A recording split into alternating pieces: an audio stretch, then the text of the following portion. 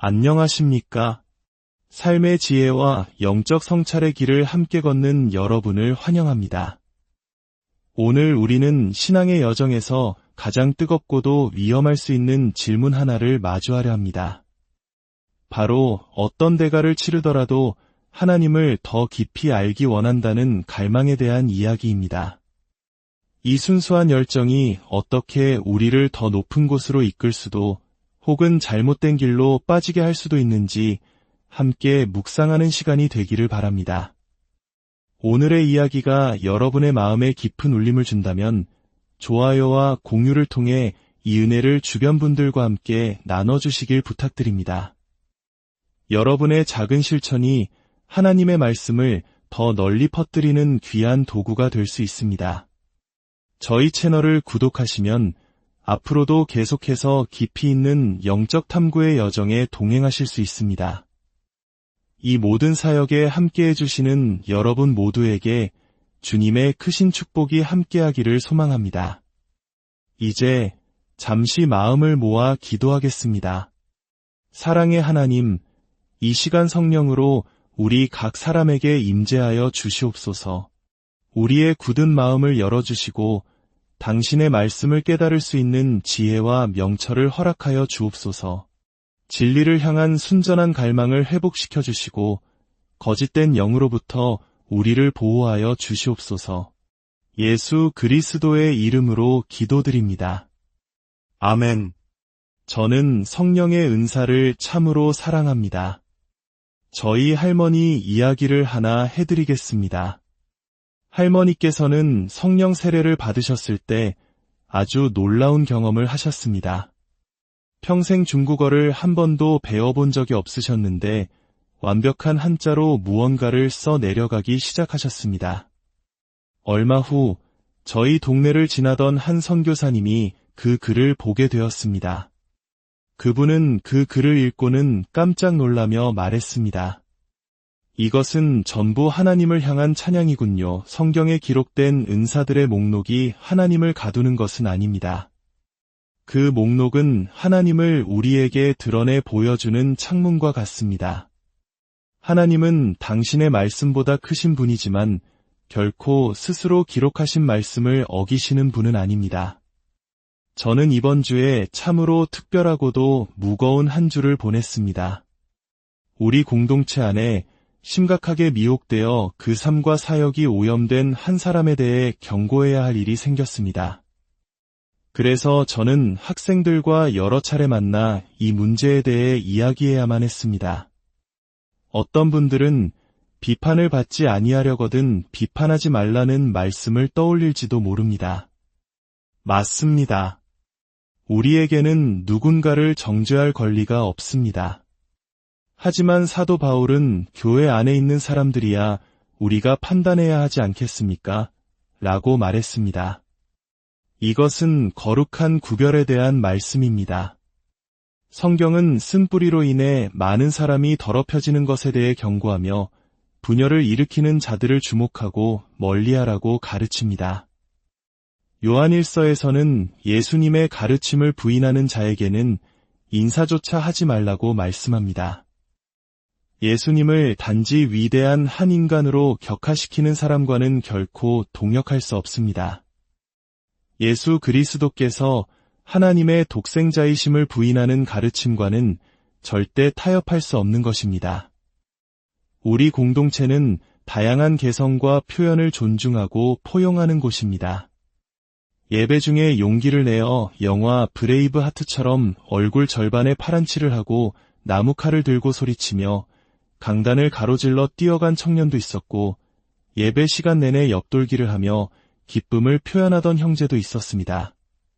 우리는 그런 독특함을 너그럽게 받아들입니다. 하지만 지금 제가 말씀드리는 것은 관용의 문제가 아닙니다. 이것은 우리 영혼을 보호하기 위한 절대적인 책임감과 부담감에서 비롯된 것입니다. 사탄의 미혹과 악한 영의 임재가 실제로 일어나고 있기 때문입니다. 그러므로 그런 사람들을 스스로 고치려고 애쓰지 마십시오. 그들을 돕고 회복과 치유를 가져올 수 있는 위치에 있는 사람들이 있습니다. 우리는 그 영혼이 온전히 회복되기를 간절히 기도하고 있습니다. 이제 사도행전 2장으로 여러분을 초대합니다. 우리가 함께 나눌 이야기는 어떤 대가를 치르더라도 더 많은 하나님을 원합니다라는 부르짖음에 관한 것입니다. 사실 이 주제는 제게 무척이나 개인적이고 깊은 의미를 지닙니다. 1995년 2월, 저는 밤낮으로 하나님께 부르짖기 시작했습니다. 제 기도는 단 하나였습니다. 하나님, 어떤 대가를 치르더라도, 어떤 값을 치르더라도 주님을 더 원합니다. 이 기도는 제 삶의 전부가 되었습니다. 때로는 제 의지와 상관없이 마치 화산처럼 제 깊은 속에서부터 터져나오는 부르짖음이었습니다. 어떤 대가를 치르더라도 주님을 더 원한다는 기도를 드리던 어느 날 밤이었습니다. 저는 기도하기 위해 잠에서 깬 것이 아니라 기도하다가 제 기도 소리에 스스로 잠에서 깨어났습니다. 제 영이 잠자는 동안에도 간절히 부르짖고 있었던 것입니다.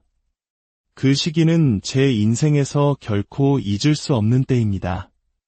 그 간절한 기도는 마침내 하나님의 방문, 즉 3일 밤낮으로 이어진 주님과의 깊은 만남으로 절정을 이루었습니다.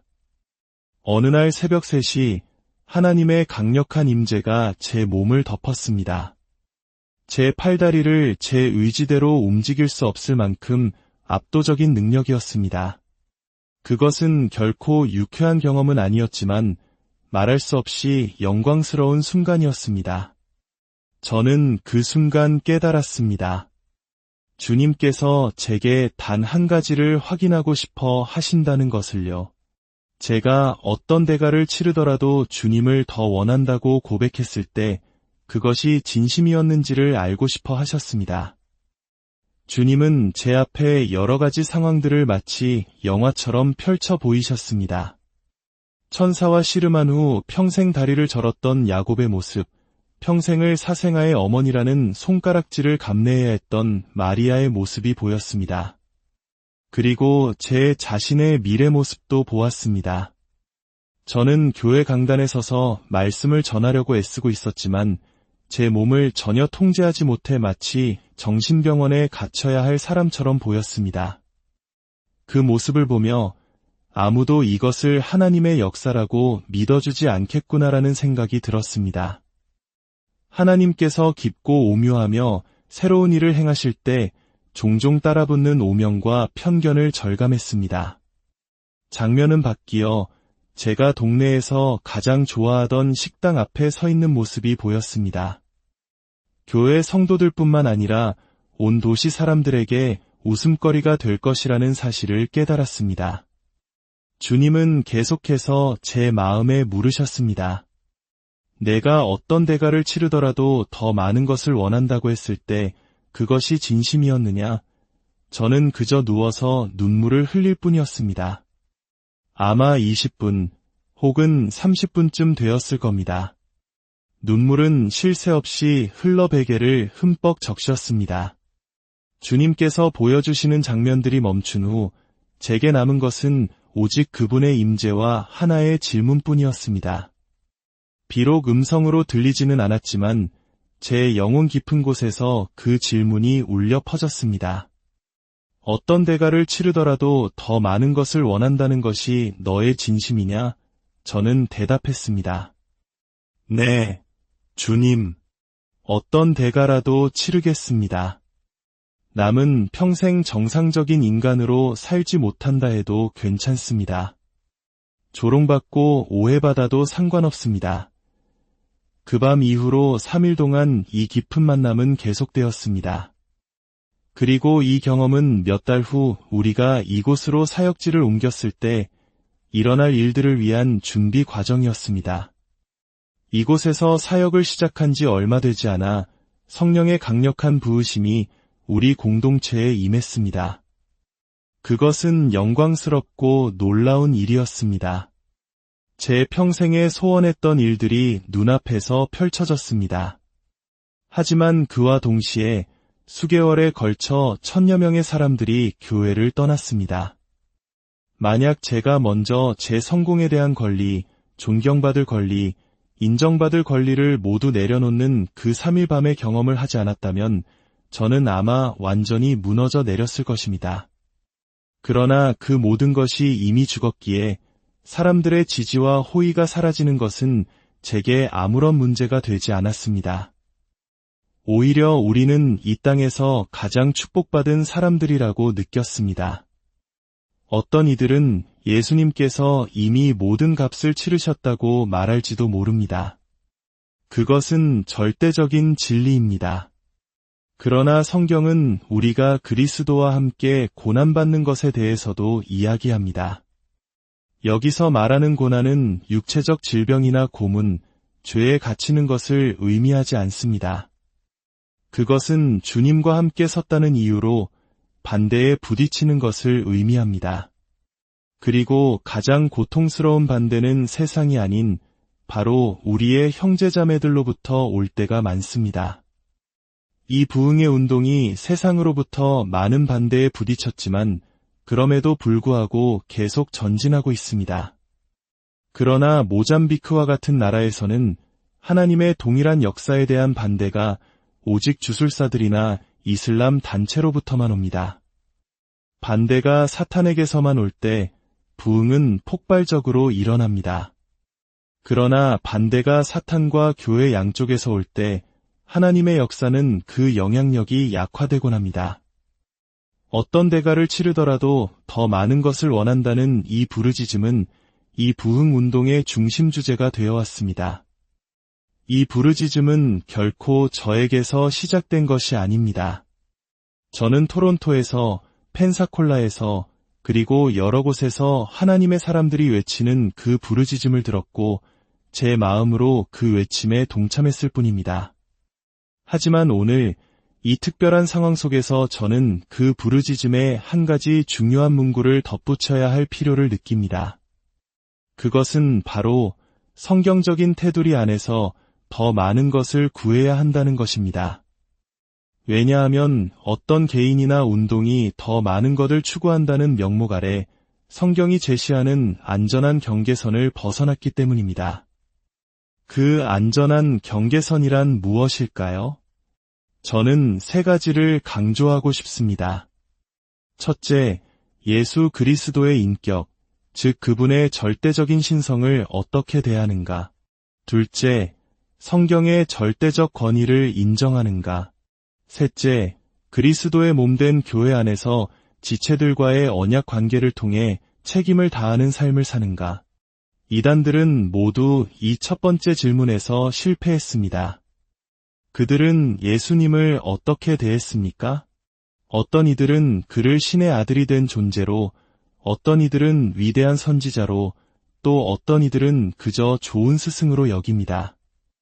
역사상 가장 중요한 인물인 예수 그리스도를 어떻게 대하느냐는 질문에 대한 답이 바로 당신이 어떤 영을 당신의 삶에 환영하고 있는지를 결정합니다.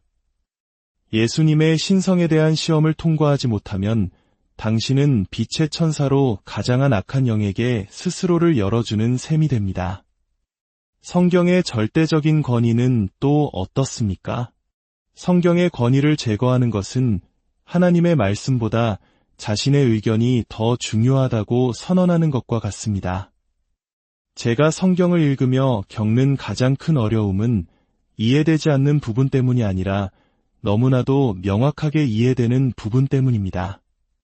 하나님께서 그분의 말씀을 통해 우리 삶에 요구하시는 것들 말입니다. 성경은 하나님과의 관계를 떠나서 홀로 연구해서 이해할 수 있도록 기록된 책이 아닙니다. 이 책은 하나님과의 지속적인 관계에 의존하여 깨달음을 얻도록 설계되었습니다. 사도행전에서 바울은 땅끝까지 이르러 내 증인이 되라는 지상 대의임령에 순종하여 아시아로 가고자 했습니다. 그것은 성경적인 결정이었습니다. 그러나 주님은 나타나셔서 아시아로 가는 것을 막으셨습니다. 바울은 관계적인 순종을 통해 마게도냐 사람의 환상을 보고 주님의 구체적인 인도하심을 깨달았습니다.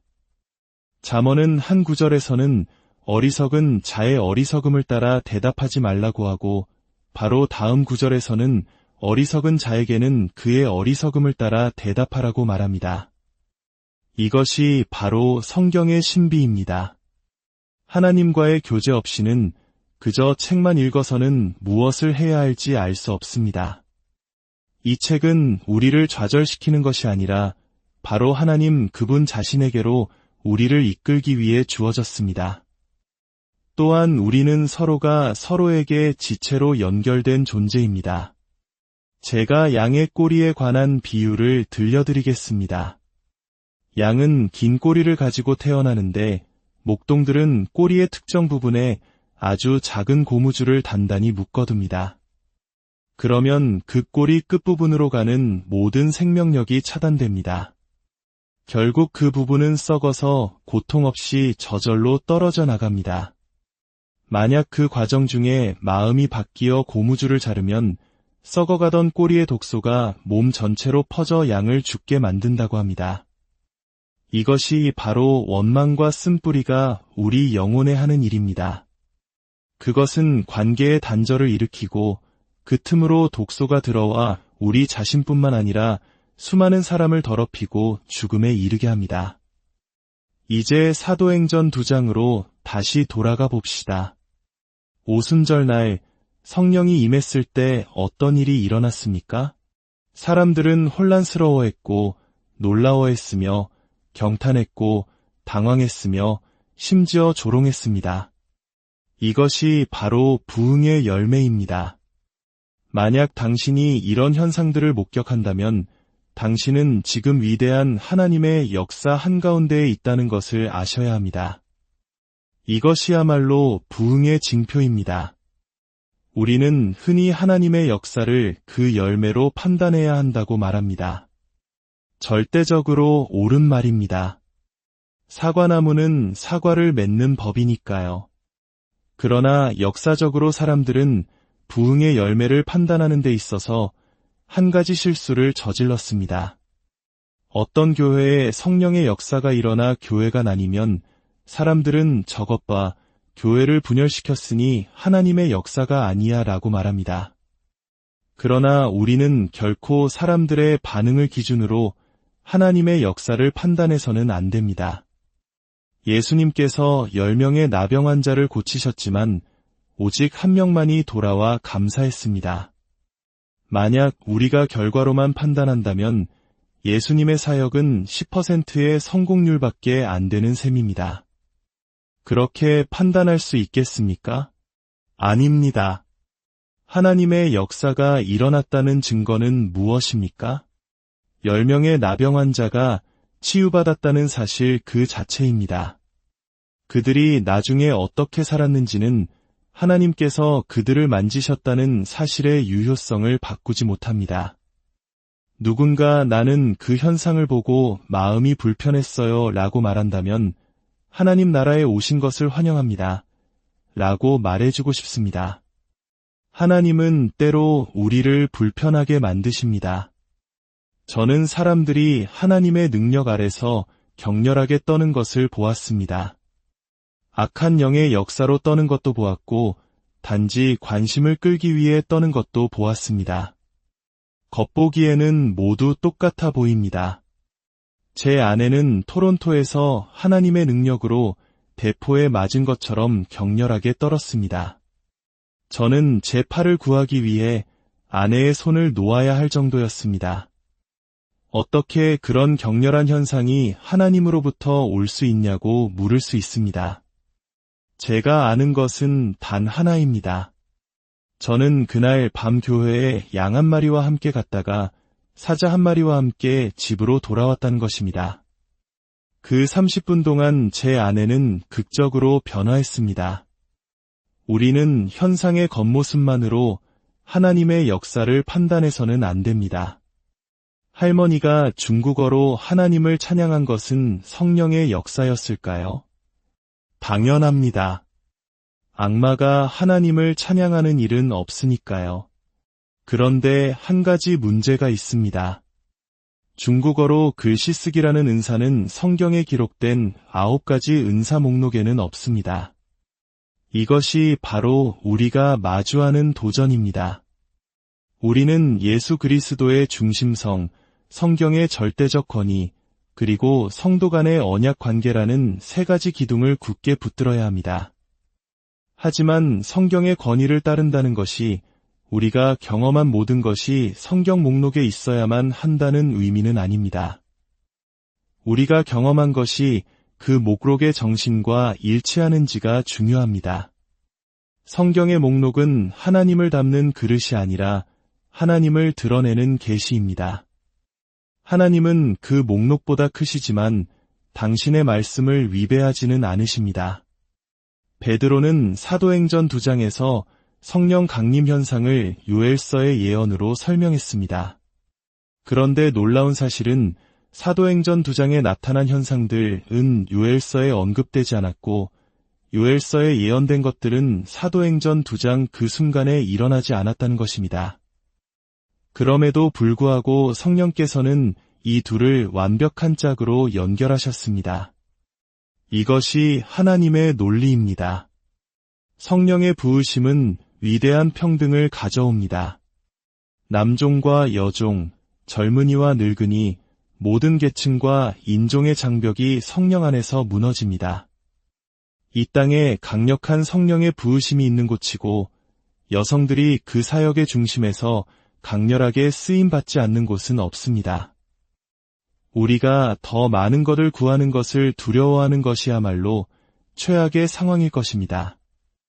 이제는 우리의 부르짖음을 한 단계 끌어올려야 할 때입니다.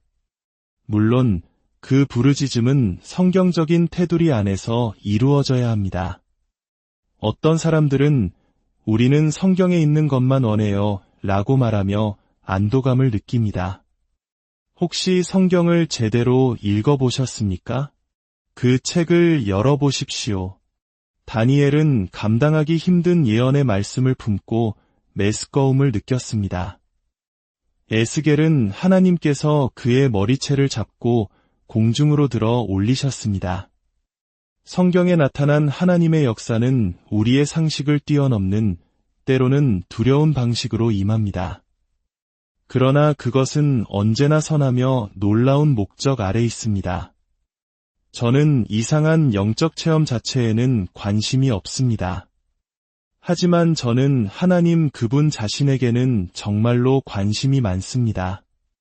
그분을 더 선명하게 보고 그분의 음성을 더 명확하게 듣고 그분을 이 땅에 잘 나타내며 살고 싶습니다. 역사적으로 그리고 오늘날에도 사람들이 저지르는 실수는 이것입니다. 내가 안수하여 눈먼 자의 눈이 뜨이는 기적이 일어났다고 해서 그것이 나의 삶에 대한 하나님의 인증마크는 아니라는 사실을 망각하는 것입니다. 기적은 결코 나에 대한 하나님의 승인의 표시가 아닙니다. 나의 승인은 주님이 내 이름을 부르셨을 때 내가 그 부름에 응답했다는 사실, 즉 나의 회심과 그분께 내 삶을 내어드렸다는 사실에서 비롯됩니다. 기적이 일어나는 이유는 2가지입니다. 첫째, 하나님의 은사와 부르심에는 후회하심이 없기 때문입니다. 주님은 주신 것을 다시 빼앗지 않으십니다. 둘째, 내가 예수님의 이름으로 기도할 때 하나님께서 병자를 고치신다면 그것은 나를 인정하셔서가 아니라 당신의 말씀을 인정하시고 그 말씀에 응답하시는 것입니다. 이제 우리는 함께 기도하기를 원합니다. 2가지를 위해 기도합시다. 첫째, 분별력을 더하여 주시도록 기도합시다. 악한 영의 의도를 꿰뚫어 보고 하나님의 참된 역사를 분별할 수 있는 영적인 눈을 구합시다. 둘째, 어떤 대가를 치르더라도 더 많은 하나님을 원한다는 그 열정을 새롭게 하여 주시도록 기도합시다. 어려움과 문제 앞에서 우리의 열정이 식는 것이 아니라 오히려 그 열정에 불을 지피는 연료가 되게 해달라고 기도합시다. 옆에 있는 분의 어깨에 손을 얹거나 손을 잡아주십시오. 그리고 그를 위해 기도해 주십시오. 하나님 아버지, 우리 안에 하나님을 향한 갈망을 새롭게 부어주시옵소서. 더 큰 갈망, 더 뜨거운 열정을 허락하여 주시옵소서. 성령이여, 강력하게 임하여 주시옵소서. 우리 각 사람의 삶과 마음 가운데 놀라운 능력으로 임하여 주시옵소서. 모든 것의 첫자리를 주님께 내어드리는 법을 다시 배우게 하옵소서. 또한 우리에게 놀라운 분별의 은사를 허락하여 주셔서 원수의 괴계를 명확히 보게 하시고 실패와 붕괴를 위해 설치된 거짓된 의제들을 인식하게 하옵소서. 우리 도시와 우리 각자의 마음속에 있는 하나님의 역사를 보호하여 주시옵소서. 이 모든 것을 우리를 사랑하시는 예수 그리스도의 이름으로 기도드립니다. 아멘. 여러분의 삶에 하나님의 놀라운 은혜와 평강이 함께 하시기를 예수 그리스도의